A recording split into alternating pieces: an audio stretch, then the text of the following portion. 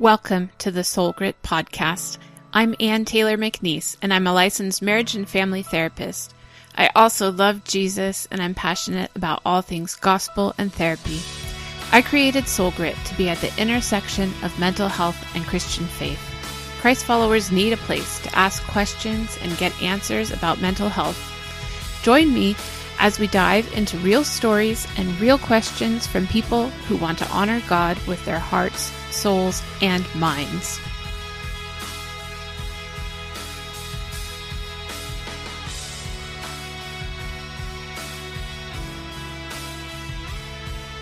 Right. Hello and welcome back to the Soul Grit podcast. This is Ann, and I'm here with Andrew Syed, who is the CEO and founder of A Way Thru. And I'm going to let Andrew introduce himself and tell us a little bit more about who he is and what his organization does. Welcome, Andrew. Thank you, Ann. I appreciate the opportunity to be a guest here. Yeah, thank you. Yeah. So tell us a little bit about yourself, Andrew.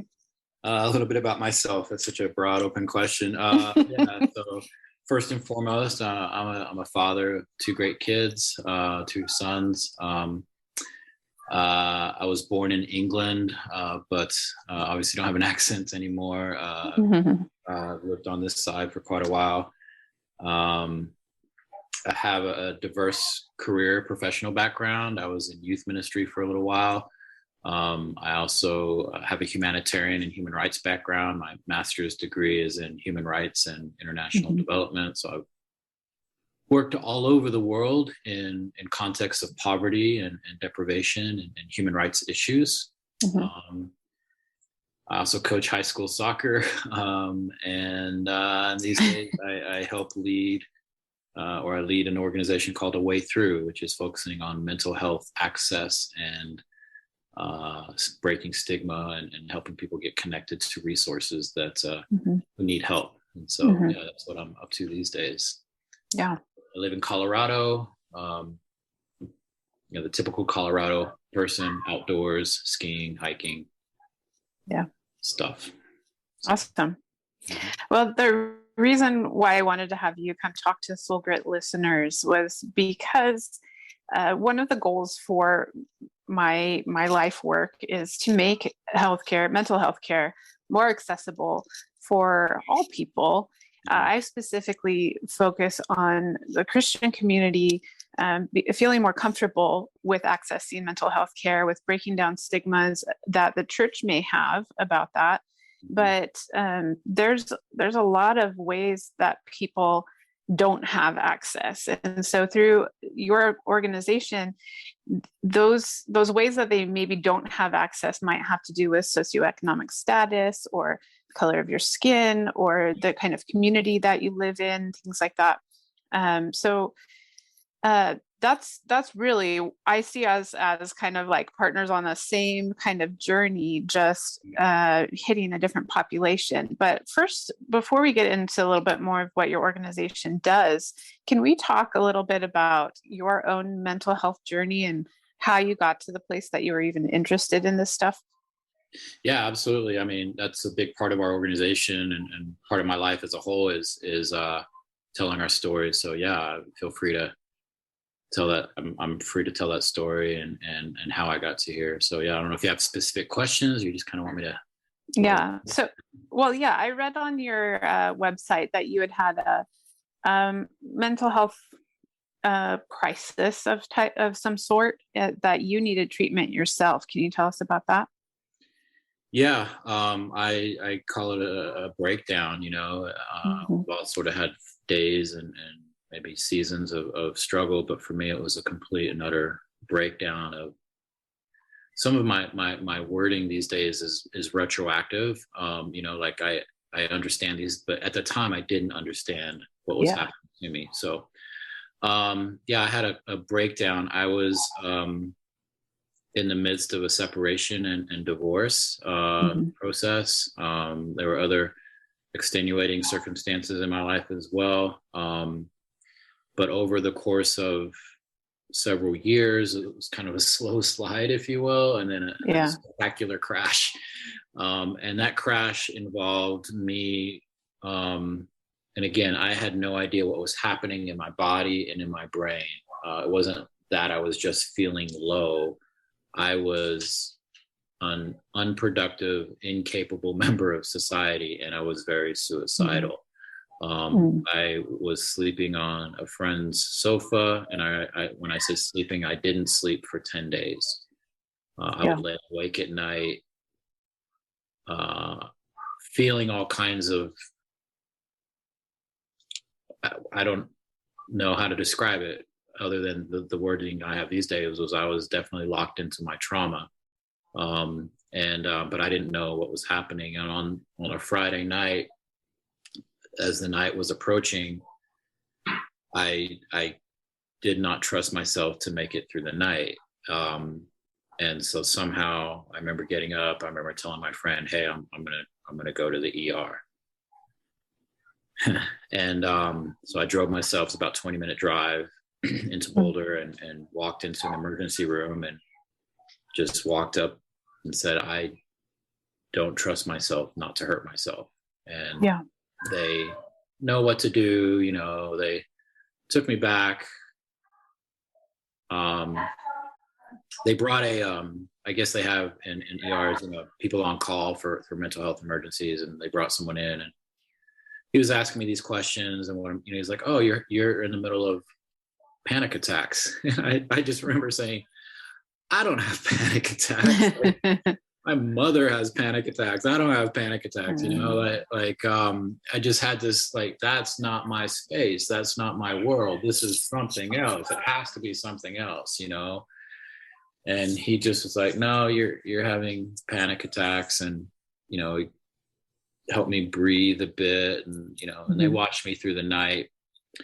But 2 days later, I found myself in a trauma treatment center for a 35-day residential in-house recovery. That decision was already in process before this night, but you know, this brought it. Boom! I gotta go. Has to happen now. Yeah, and so a friend of mine drove me to Santa Fe, and I walked in, and I literally was in the fetal position on a couch. I have a pretty eclectic background professionally. I've traveled the world. I've worked for some high-end organizations. I have a master's degree. I have 2 great sons. I had a family, married a long time. And all of a sudden, there I am on the floor in the fetal position in a trauma treatment center. Yeah. Wondering what just happened to my life. Yeah. And who am I? And how do I get rid of whatever this stuff is going on inside of me? That was my breakdown. And that first week there was coming to terms with what I had to learn, what was happening to me. Yeah. That was really difficult. Yeah. So even though you could look at your life and say, like, things are pretty good, you know, I'm accomplished, I have family, I have all these things, like, it didn't make sense to you that you would be suffering this thing. And even maybe you said that your mom had panic attacks, but maybe yours looked a little different than what she experienced, huh? Well, I say that a bit in jest. I certainly have, you know, the word dysfunctional family is overused. Well, I'll just say this. The first couple of days in the treatment center, you know, they sort of take you through an assessment, right? And they literally extract your life story from birth, even pre-birth to now, you know, because they're trying to figure out what is this guy's issue. And I remember near the end of that 2-day assessment or whatever it was, saying to them, "Look, if I made this mistake or this happened, if these 3 or 4 things wouldn't have happened, I wouldn't even be here." And they just kind of very empathically and very compassionately said, "Andrew, like, if what you're telling us is true about your childhood, your early childhood, your teen years, your college years, and on," they said a few things. First of all, we're very, very impressed. Like, you do have this accomplished life. You've been, quote unquote, successful. they were very, impressed, moved, but your trauma has caught up with you, number one. And number two, and I just remember this as it was yesterday. And I'm sorry I get emotional about this, but they said I was a ticking time bomb. And I just remember sitting there like both hearing it but not believing it. Like I thought, okay, yeah, I knew that stuff happened to me as a kid, right? And they're like, no, there's more that probably happened to you. They don't even remember. I'm like, all right, whatever. I don't know if I believe that. And they're like, but even if there wasn't more, what you just described is more than enough for you to be flying off the rails in your mid 40s. And I'm like, no. Like, I dealt with that. I built a family. I took care of things. I built a humanitarian career. I found, no, like that's not my story. And they just had to like sort of convince me that it's okay that that's your story and that has to be dealt with. And that is ultimately, and this is hard, and I think it's hard in our Christian communities because we focus so much on black and white and right and wrong and sin and not sin or whatever. But they were like, that story is the narrative that is causing the issues now. It's not your fault. It is your responsibility, but you cannot divorce your current state of being from that. And that just felt to me colossally unfair and unjust, that my childhood could be stolen because of parents, all that stuff. But also then my adult piece could be stolen because of that childhood. I still struggle with that thing. But so I decided somewhere in that to dive in and figure it out. And as we say, do the work, because I want my life back. And that was my story a bit. So you completed that program, and then I know sometimes it can feel when you get out of like an intensive like that, then now what do you do coming out of that? Did you go into more of like an outpatient treatment, or did you have a counselor or something? I had a therapist coming out, and when I came out to a blank slate of my life, so to speak. My marriage was ending. So I tell people I lost family, I lost community, I lost, in some sense, career, because I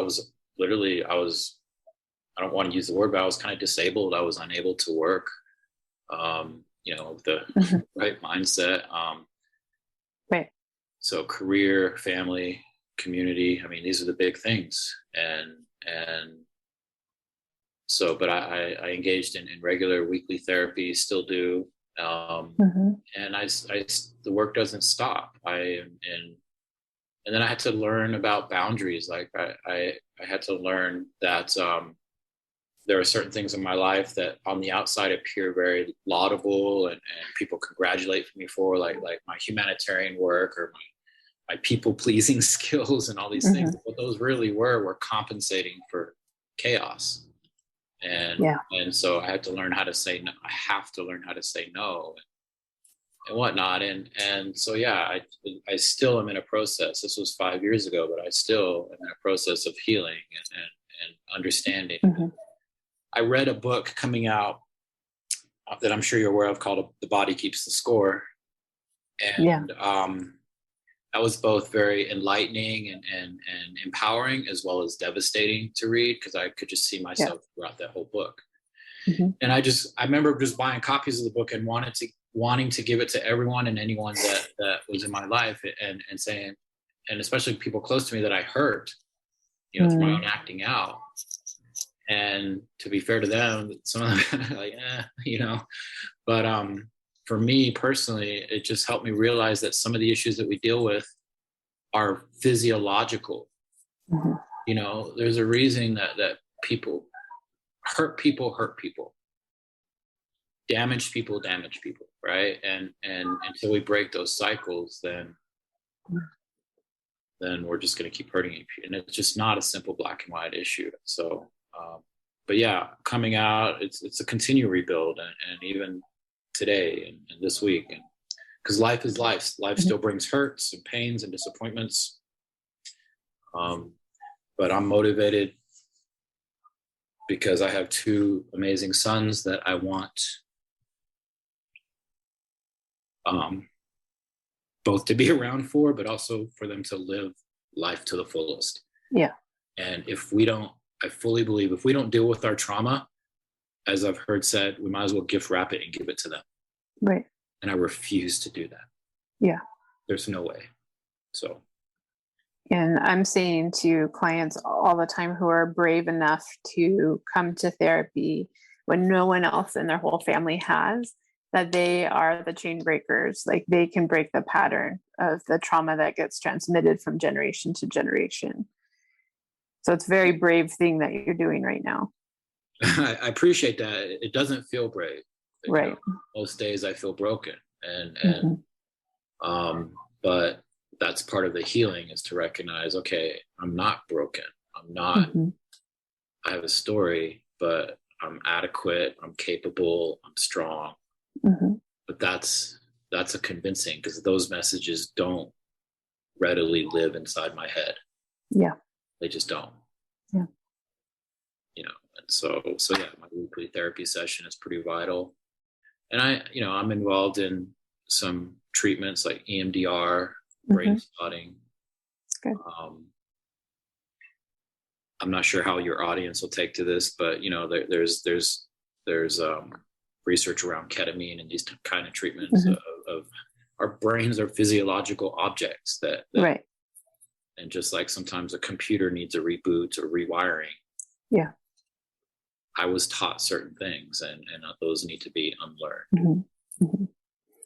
And I'm not exactly sure when I'm going to be releasing this episode, but my audience will either already know about EMDR and brain spotting, or they will be learning about it shortly. So those are some things that I want to make sure that this group of people are familiar with, because there's such powerful tools for us to be able to kind of line up our healing with how God created our brains to heal themselves.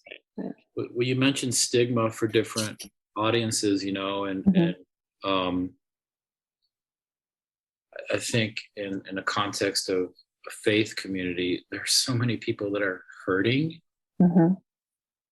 that and they're doing their best to pray, go to church, whatever. And what they need is real help. Yeah. Just as if, all right, if I broke my arm, I can pray all day, but I need to go to the hospital and get a cast, and maybe go through the pain of getting it reset and then letting it rest and heal. And I don't think anyone would argue with that. In the mental health space, it's the same thing. We need to take these times and go, all right, you know what? You need to go talk to someone. And not just talk, but maybe there's some work here to do, and it's okay. It sucks, but it's okay. Yeah. I don't want to go get a cast on my arm. That's inconvenient. Right. But to just, I feel like a lot of people are just sitting there and suffering. Yeah. And then in my experience, not only are they sitting and suffering with their own stuff, but then sometimes they're hearing messages from the stage that are not good enough. Right. And that's damaging. Right. And we can think about that broken arm metaphor and think about if you chose not to get your arm reset and casted, like you would probably heal eventually, but you would be in pain for a long time, and then your functionality for the rest of your life wouldn't be the same because you didn't get it taken care of the way that it needed. And so this is the kind of care. And it would depend then, with that analogy, on the severity of the break, right? You can break your arm and it's not displaced, and then it could heal if you take care of it. But if there's displacement or it's exposed, I mean, you can die, from those kind of things. And I think that is true with those.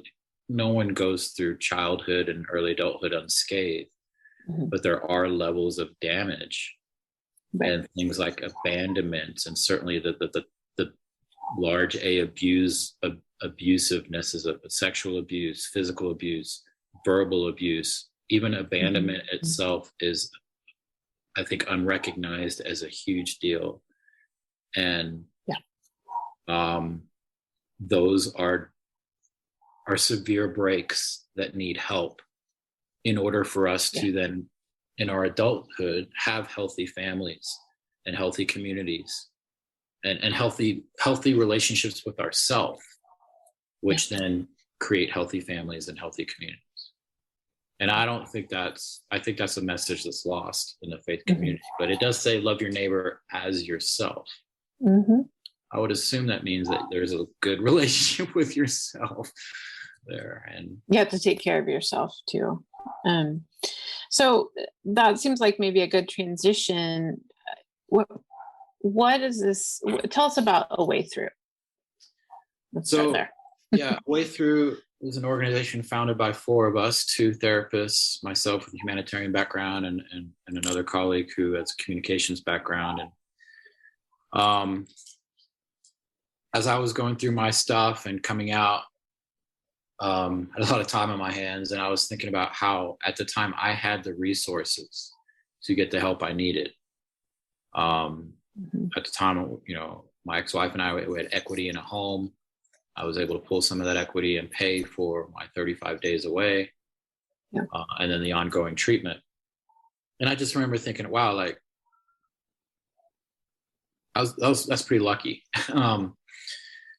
And most people wouldn't have that access to that. Not only under-resourced communities that we think about, but just middle-class people in general. Like therapy is expensive, and rightfully so. Therapists are specially trained people. They're not just someone who's a good listener. they know what they're doing, and they've had to go through high-end education and all that. So they are worth that time and money. But for those of us who need the help, it becomes an access issue. And so I began to toy around with starting an organization that addresses that financial need. And I thought about just literally raising money. Someone wants therapy, they jump through a couple hoops and we pay for their therapy. That was as basic as I thought. And then two of my colleagues, Chris and Jackie, were having similar ideas away from me, out in Los Angeles. They were responding to the racial tensions in our country, especially in 2020. Jackie's an African-American woman. Chris is a white male. They were having these kind of conversations, specifically after George Floyd. And Chris and I go way back, and he saw a post that I put online just about suicide prevention and whatnot. And so he called me, and he had remembered that I have experience in starting nonprofits. And so he asked if I'd be interested. Like I said, serendipitously, we had a similar idea.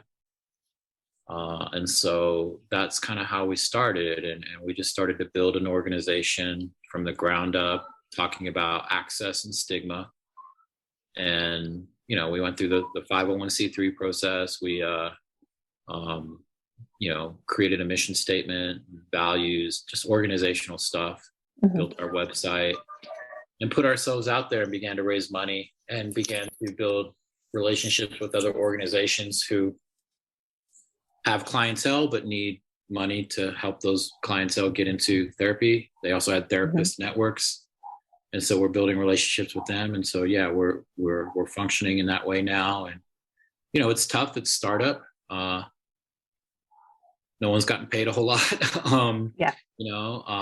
But the need is there. I've done nonprofits in the past, specifically in my humanitarian work, as far as like overseas work. With this one, mental health, I have not had to convince one person that this is an issue. Wow.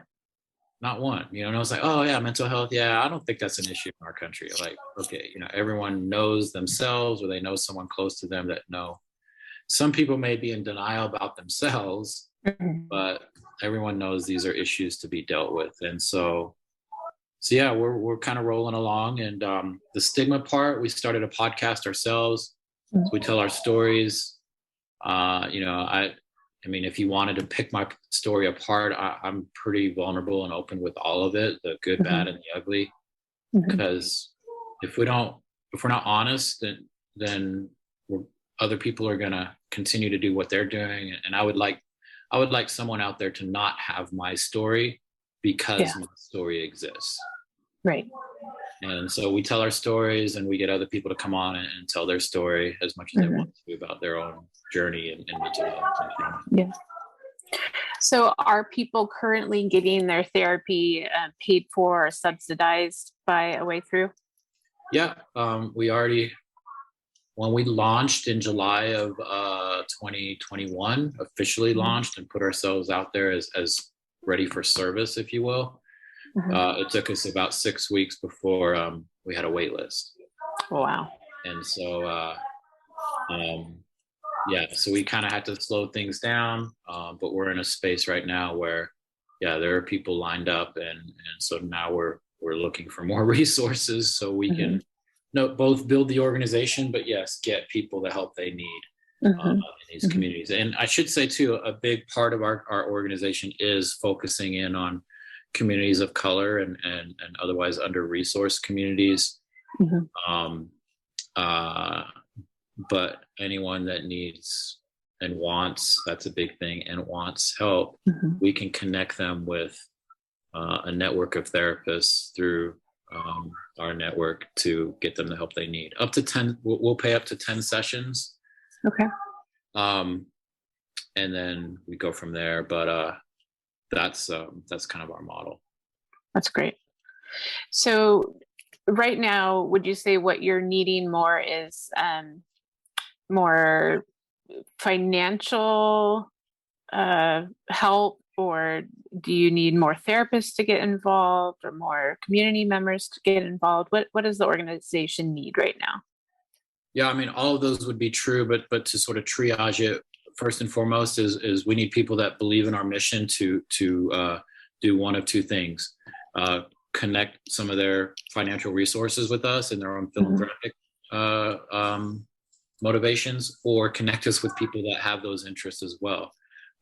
Because like any nonprofit, we need income, and that's how we raise money to get people the service they need. And without that, people won't get help. So so that's first and foremost on our list. And I would say to your audience, if people are connecting with this, go to our website, Way Thru, WAYTHRU.org, and make a donation and connect it with people, because that's how people are getting help.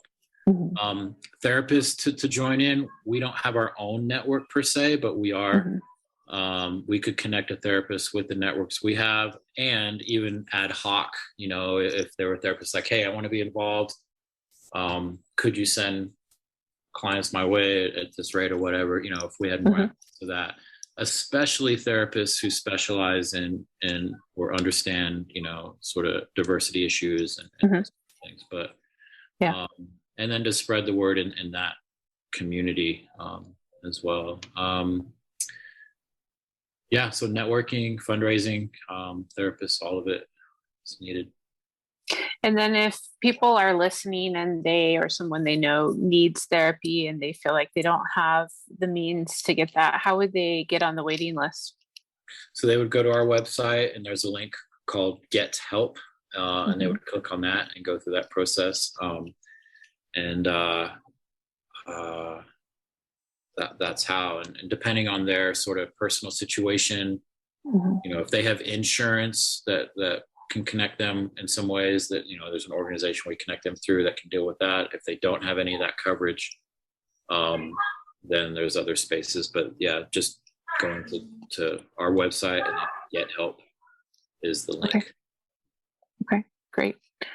And I know just a little bit about you. Like you said, you had a ministry background. I know Jackie is a pastor's wife, and Chris has a ministry position as well.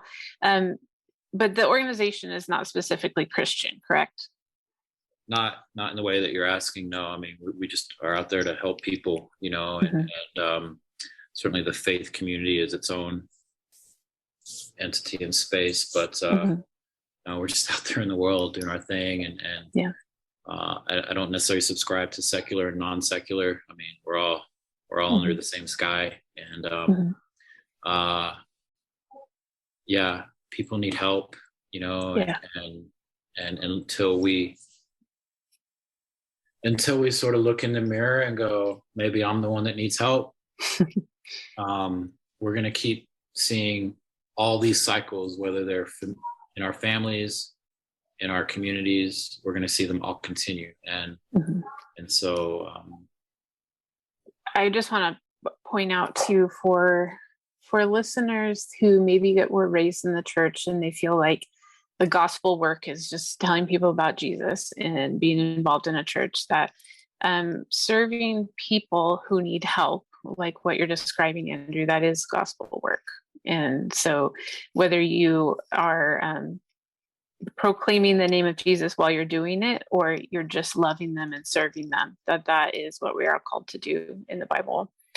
So thank you for one, for starting this organization, and then for two, coming on and telling us about it so more people can be involved and see more people get the healing that they need. So before we wrap up here, I want to ask you the question that I ask all the guests, which is, what are you doing for soul care? It's a great question. Sometimes not enough. I could answer that in a few ways. One is I do have a weekly therapy session, which is vital for me. I'm about to go on a hike with my son. Nice. Be in the sunshine. Things like this is all very, very important for soul, mental, all care, is eating well, exercising, taking care of our bodies. It's all connected. Community is vital. It has to be. You know, last night I was out with a friend, and I needed that, even though I didn't want to do it at the time. So those are the ways that I would answer that initially. Now, my relationship with faith is different these days, and that could be a different conversation. But, but yeah, someone asked me, Andrew, do you pray? And I was like, yeah, I do, but my prayers are a lot different than they used to be. Like they don't follow a formula. It's like there's a bit of a desperation, like God, if you're there, this is where the need is, so the formulas that we learn sometimes get in the way of the relationship that we need. And that's these days how I sort of care for my soul. Yeah. And I would definitely say that God is more concerned about having an authentic relationship with you than you praying a certain way or saying the right things or doing the right things, So thank you for sharing that with me. I think for Soul Grit listeners, that's going to sound a little bit familiar, that we take care of our bodies, we exercise, we sleep well, we eat good food, we spend time with our community, and we kind of tap into our spirituality too. So thank you for reiterating that and showing us how you do that in your own flavor. And I just want to thank you for being here today. And thanks a lot for the opportunity to share about A Way Thru. And I'll encourage your listeners to go check out our website. And if people feel led in their own way, do help us out and make some donations to get people the help they need. Yeah, perfect. The Soul Grit podcast is a production of Soul Grit Resources. You can find more at soulgritresources.com or on the socials at Soul Grit Resources. You can email me at info@soulgritresources.com.